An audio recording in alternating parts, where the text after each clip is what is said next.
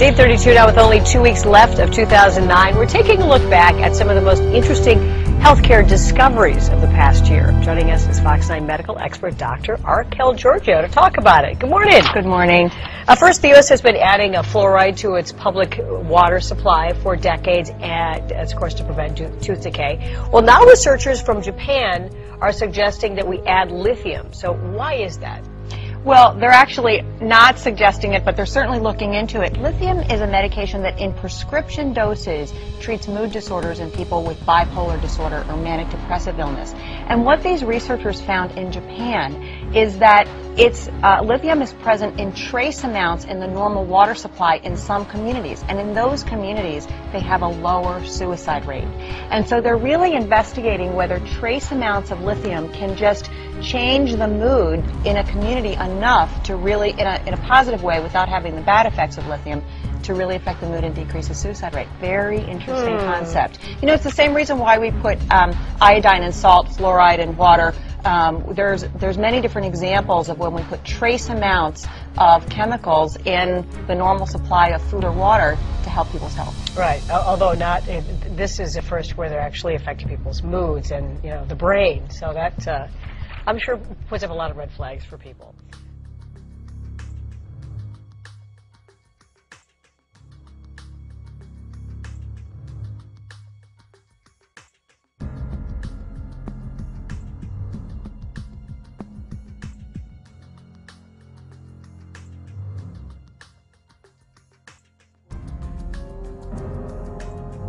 My friends, the information that you are about to witness from all of my years of research is the most important. It's been hidden in plain view the entire time. This is the ultimate secret, and it's about to be exposed.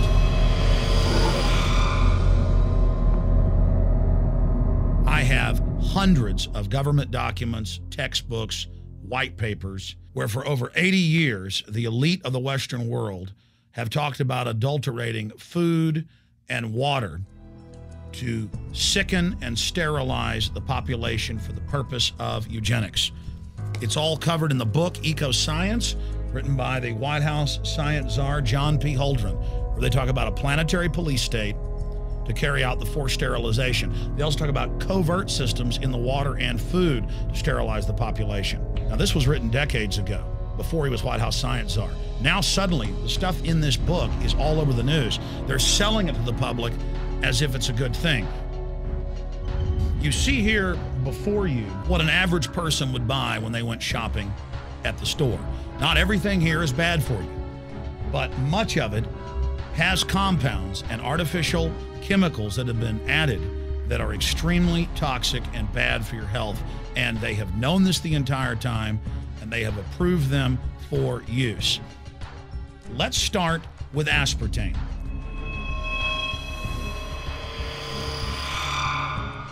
You cannot go to the grocery store now and buy any type of even regular sugar gum that hasn't had aspartame added to it.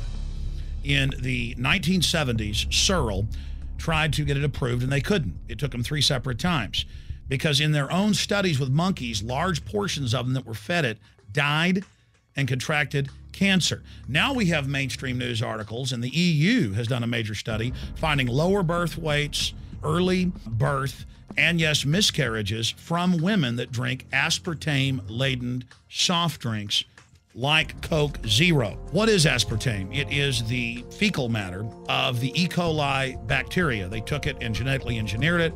They can feed it toxic waste, and then it defecates aspartame. And it has so many bad health effects, it's just unspeakable.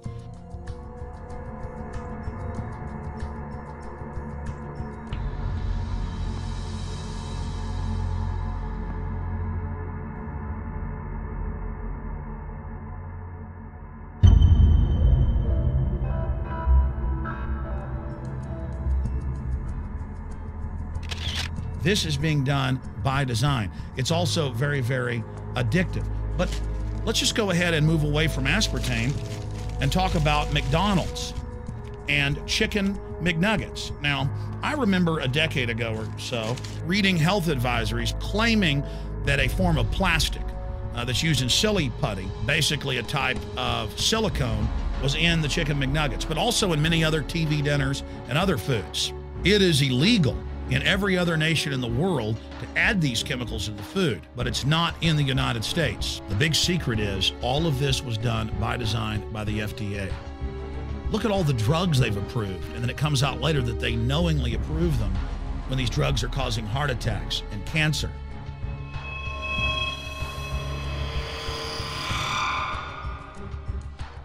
In the Nuremberg trials, it came out that the Nazis were adding sodium fluoride to the water supply in the labor camps and death camps to make the population more docile and controllable. There had been hundreds of university studies before Hitler even came to power. This is a form of forced medication. They admit that 1 part per million of sodium fluoride more than doubles the chance of bone cancer in boys and men. As the public became educated in the last few decades, the government and industry's response was to not just put it in water, but to start adding it to thousands of products like children's water that's mixed with their formula or with their cereal. They started adding as much as 900 parts per million in things like powdered eggs. It causes reductions in IQ. It increases sterility or lack of fertility, and it's being added to so many of the daily staples that we consume. We'll get back to food additives in a moment. But first, I wanted to look at genetically modified organisms.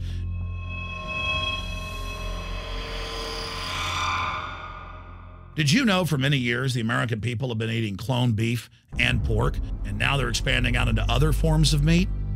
Let's look at salmon first. Major university studies conclusively have proven that the type of genetically modified salmon that is actually a cross species, they've mixed other animal genes in with it, that when this fish is introduced with wild natural salmon, within 40 generations, all of the natural salmon are extinct. And the FDA approved this, and they're going to allow it to be released into the wild. That isn't even a salmon, it is a cross-species chimera. It is a mixture like something out of the island of Dr. Moreau, something out of a nightmare.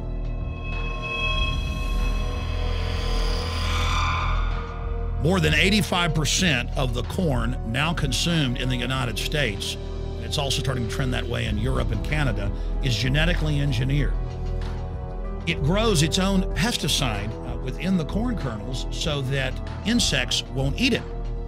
If the insects can't eat this and live, what do you think is going to happen when lab rats or humans eat it? We have literally hundreds of studies showing that not just Monsanto's, but other major GMO companies' corn, and that's the majority of corn we're now eating today in the United States, has been linked to organ failure in lab animals. The studies also show massive increases in sterility in rats and guinea pigs that are fed not just GMO corn, but GMO cotton seeds. Studies in India, Germany, and the United States have conclusively shown that when they feed the cotton seeds left over from the cotton crop from these genetically modified varieties, that the cows are having miscarriages, they are having low birth weights, or in many cases, they're simply dying. And what is in most processed foods? Genetically modified cottonseed oil. Major studies are also showing that genetically engineered crops are killing honeybees and monarch butterflies. They don't stop there. Now they claim they're coming out with a genetically engineered mosquito that's malaria-proof that they're going to release into the open biosphere. The very genetic code of the planet is being butchered in a hostile corporate takeover. Many years ago, an executive from Monsanto was quoted in National Geographic as saying that that is their program, that they want to basically have their crops and their organisms take over the entire biosphere of this planet. And the major genetic engineer companies have focused mainly on 8 major food crops. Now they're expanding out into hundreds and hundreds and hundreds of other plants, literally changing the genetic code of the planet. This is a genetic dictatorship. This is genetic vandalism. And that's why the Rockefellers, the United Nations, and others have built these giant armored seed vaults all over the world, not just at the Arctic Circle. And they admit they're doing it in case all of this gets out of hand, that they'll have a type of Noah's Ark So all these fake environmental groups, they never complain about this. They never talk about true environmental degradation. They want to put a tax on carbon dioxide that humans exhale, that plants respirate from and carry out photosynthesis with, as a way to shut down industrial society and control every facet of our lives. That's the big secret. This is a population reduction program. It is an epidemic. The sperm count has dropped in the Western world exponentially. Even the government has been predicting within another generation, almost everyone is going to be sterile. This is the globalist religion. This is their philosophy. They want the planet for themselves. The UN has said that their stated plan is an 80% population reduction. You've heard Ted Turner call us useless eaters and feeders and say that 80% of us need to be killed. You've heard Prince Philip say he wants to come back as a virus to kill the majority of the world population. Dr. Eric Pianka, Peter Singer, it's all over the news where they tell us that we should only have one child because more than one is bad for the environment and that the recession is good for lowering our carbon footprint. This is the big secret. We live in a scientific dictatorship, and the United States and England are the epicenter of this, and it's expanding worldwide. Remember all the secret testing, all the secret sterilization that went on in the United States and Europe. Remember what Hitler did. He learned all of that from the eugenicist and the Rockefeller family in the United States. This is a culture of death being pushed on you and your family. And even if you think the world is overpopulated, you need to understand that you're being targeted by this as well. Targeted by design.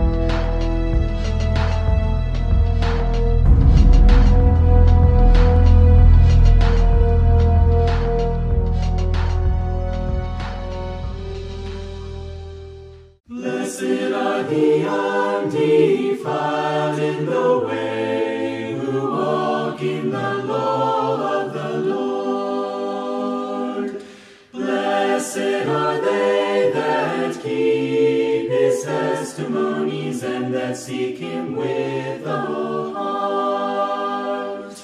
They also do no iniquity, they walk in his ways. Thou hast commanded us to keep thy precepts diligently. Oh, that my ways were directed to keep thy statutes. Then shall I not be ashamed when I have respect unto all thy commandments. I will praise thee with uprightness of heart, when I shall have learned thy righteous judgments. I will keep thy statutes, oh, forsake me not utterly.